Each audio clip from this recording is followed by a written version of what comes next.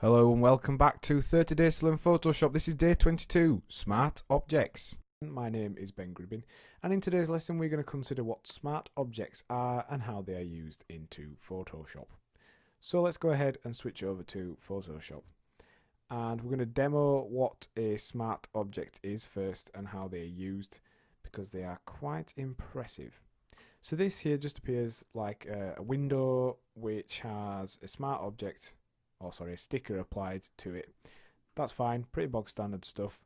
This was purchased from graphicriver.net, and we've got reflection, we've got a logo layer, and we've got a background layer. So those three elements combined are pretty basic stuff. So let's go ahead and look at what this is and how smart objects are used. So this is a logo layer, which you'll notice, as opposed to a normal layer such as this one or this one, it's got a kind of little funny icon down there in the corner, and if you hover over that, it shows you what's contained in what's called a smart object thumbnail. So that shows you what's within a smart object. So this layer here we know is a smart object.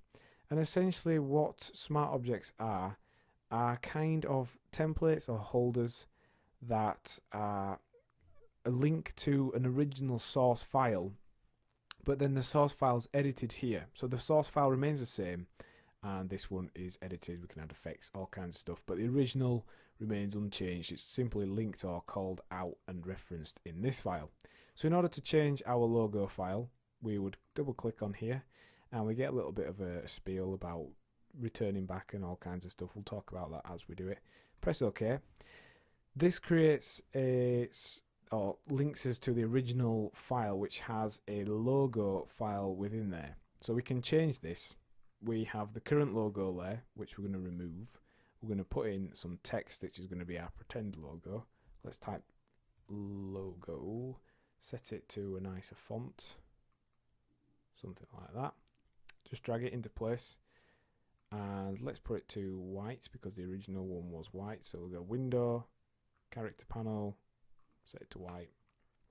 We've been tweaking with the workspace, so let's do that. We can change the weight and the italics if we want, and we're going to press save on this .psb file. When we go back to our original file, then you can see it's actually loaded in the file here, but it's applied some styling and perspective to it. So that is in essence what a smart object is. We're going to return back to this using another object into this one. So smart objects are ways of calling out a file, linking to essentially what are templates really, including a template in your file and linking to an original design. But also then we're able to perform non-destructive transformations on the smart object itself, such as this one here. We can click on it, we can resize it, we could change the color, we could reverse it, we can do all sorts of stuff. Let's just reverse it and show you. So if we reverse this file like so, looks a bit odd, but the original file always remains the same. If we change the color, so we put a different color over the top of this, like so, original file still the same. So it's just a way of being able to non-destructively transform layers and retain the original one. It also helps us work with data from vectors, so we can import and use Illustrator files within Photoshop. We can apply non-destructive filtering to elements. We could blur this out and still not have any real issues with the original document. So let's show you how we would import a file from Illustrator. If you do use Illustrator a lot, you'll know how to grab hold of all this kind of stuff and how to work it. But in general, we're just going to do a big selection on that logo there. We're going to drag this into Photoshop, into the document window, and let go. And this is going to automatically create a smart object for us, which is very handy. And we can initially resize it, place it within our document like so. So let's just hit return onto there, and as you can see over on the right, this is actually now called Vector Smart Object. If we double click on it, press OK, it will return us to the original Illustrator file, or a temporary one that was created when we dragged it over. And here we can change the actual text itself, we can change the colors. So we can go ahead, change the colors of this logo file, put it all to white. Same here, change it to white. just so that we're able to see it better. Then if we save this, like so, just pressing Command and Save, we're not doing Save As or anything like that.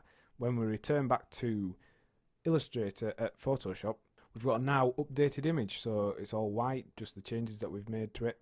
We could also put this into our other smart object here by dragging it up here, dropping it in like so, and deleting this one, deleting that layer like so, and having this in there, saving it and returning to our smart object.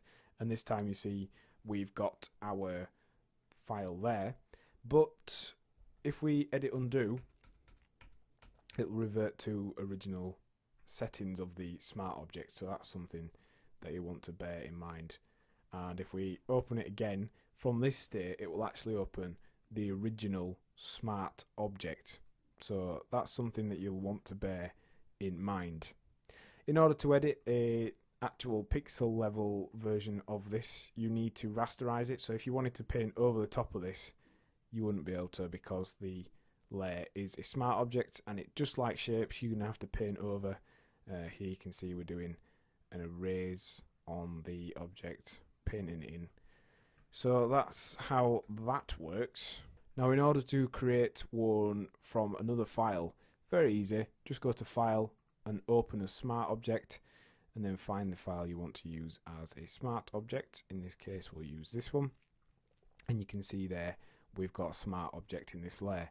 You could then drag that over to other documents, so it's all entirely cross-compatible. That would drop that into this file here as a smart layer, and again you can do it over here.